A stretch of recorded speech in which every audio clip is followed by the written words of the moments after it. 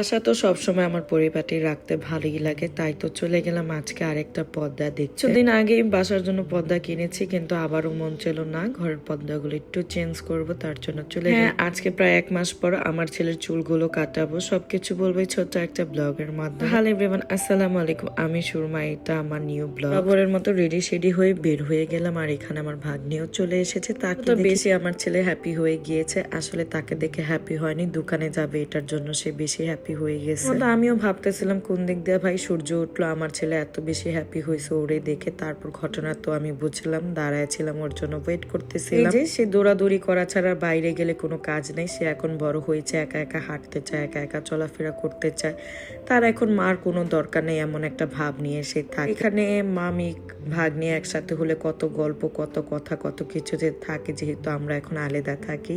ওর শ্বশুর বাড়িতেও থাকে, আমার শ্বশুর বাড়িতে এখন আমি থাকি, জন্য সারাদিন অনেক কথা জমে থাকে। একসাথে হলে বক বক করতে করতে কখন সময় কেটে যায় আসলে আমরা নিজেরাই জানি। তারপর চলে গেলাম পর্দার দোকানে। আসলে মূলত আমি পর্দা অর্ডার দিতে চাইনি, কারণ আমার মাত্র 3 থেকে 4 মাসই হয়েছে আমি বাসায় নতুন পর্দাগুলো এনেছি, তাও অনেক টাকা খরচ করে, প্রায় লাখখানের উপরে টাকা গেছে আমার এই পর্দা আনতে। তো এখন যদি আমার জামাইকে বলি তুমি পর্দা কিনে দাও, আমার জামাই আমার গলা টিপে মেরে ফেলবে, আসলে গলা টিপে মেরে ফেলবে।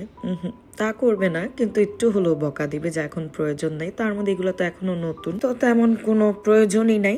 আসলে গিয়েছিলাম আমার স্প্রিং এর জাজিমটা ঠিক করতে। এটা যেহেতু স্প্রিং, আমার ছেলে প্রচুর লাফায়, নষ্ট করে ফেলেছে, তো তাদেরকে কথা বলার জন্যই আসলে গিয়েছিলাম। তাদেরকে বললাম যে আমার লোক লাগবে, বাসায় লোক পাঠান। ওনাদের নাম্বার যেহেতু ছিল না, তার জন্য আমার কষ্ট করে দোকানে গিয়ে তাদেরকে বলে আসতে হয়েছে। বের হয়েছি, খাওয়া দাওয়া করবো না, এটা কি সম্ভব বলো? তার জন্য খাওয়া দাওয়া করতে চলে গেলাম শনি আখড়ায়।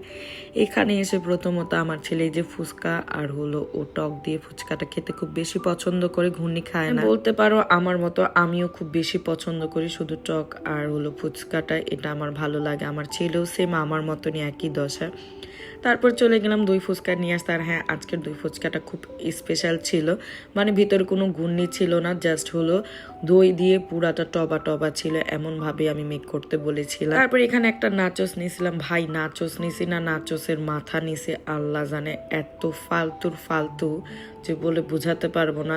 মানে ও খাইতে পারতেছিল না, আমিও খাইতে পারতেছিলাম না, এত বেশি অরুচি আর বিরক্ত লাগতেছে। নাচোসটা খেয়ে ফুচকার যে স্বাদটা পাইছিলাম সেটাই পুরো নষ্ট হয়ে গেছে। আর আমার ছেলে দেখো খাইতে খাইতে সে টেবিলের উপরে বসে গেছে। তারপর বের হয়ে গেলাম, এখন একটু হাঁটা চলা করবো। কি খাবো ভাবতেছিলাম, আসলে এখানে সব বাইরের যে স্টোর গুলা ছিল সবগুলো মানে উঠায় ফেলছে, একটা দোকানও নাই বাইরের কোনো। তো কিছু করার নেই, ভাবতেছিলাম কি খাবো। তারপর দেখলাম কেক, তারপর ভাবলাম সব কেক আসলে নেওয়া যাক, প্রত্যেকটা এক পিস করে। তো আমি ভাইয়াকে বললাম আমাকে প্রত্যেকটা কেকের থেকে এক পিস করে দেন। আর এখানে যেহেতু কেক একটু শর্ট ছিল, তার জন্য আমাকে 2টা ফ্লেভার এক্সট্রা বেশি নিতে হয়েছে। তো ফাইনালি আমার কালারফুল কেকটা আমি নিয়ে নিলাম। আর ওনার কেকটা আমি এখন পার্সোনালি খুব বেশি পছন্দ করি, মানে অনেক বেশি মজা বানায়। আমি এখন আর কোনো বেকারি থেকে বা কোনো প্যারিস বা 3 স্টার এগুলা থেকে আমি এখন কেক নেই না, এক কথাই বলতে গেলে। আমি আমার ছেলের সুন্নতের খাতনার কেকটা সব আমি ভাইয়ার থেকেই নিয়েছি, আমার খুব ভালো লাগে ওনার কেকটা খেতে। আর পার্সোনালি সবাই পছন্দ করে আমার বাসার সবাই, তার জন্য ওনার থেকেই কেকটা নেই। আর কেক নিয়ে শর্মা নিলাম, শর্মা নিয়ে পার্সেল করে চলে আসলাম আমার ছেলের যুদ্ধের জয় করতে, মানে সেলুনে।